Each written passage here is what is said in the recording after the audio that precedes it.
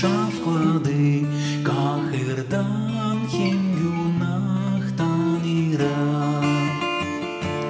Allah'ın yapısı, Allah'ın yapısı uşaklar için hazırlanmış.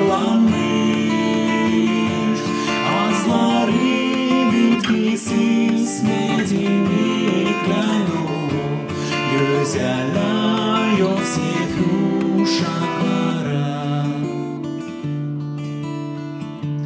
Angel türküsü daima çalırlar onlar, dinleyerek İsus Kristos'un.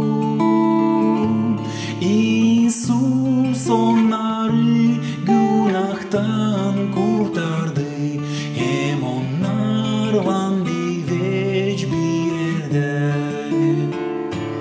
Allah'ın yapısı, Allah'ın yapısı uşaklar için hazırlanmış. Azları bitkisiz medeniyetler dolu, güzeller Yosef uşaklara. Babanın evinde o kendi yerleştirir, gök ekmeğinden besler onları.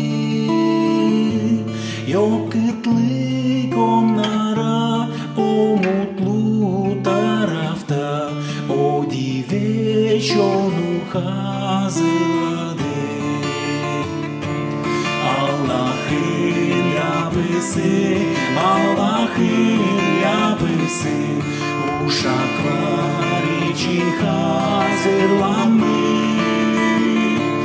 Azları bitkisiz medeniyetler dolu, güzeller Yosef uşaklara.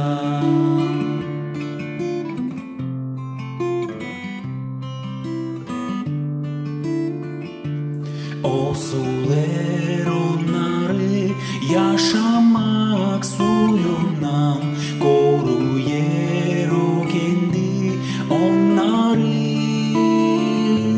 Hiç susamır onlar Kristos'un evinde, ne mutlu orada olanlar.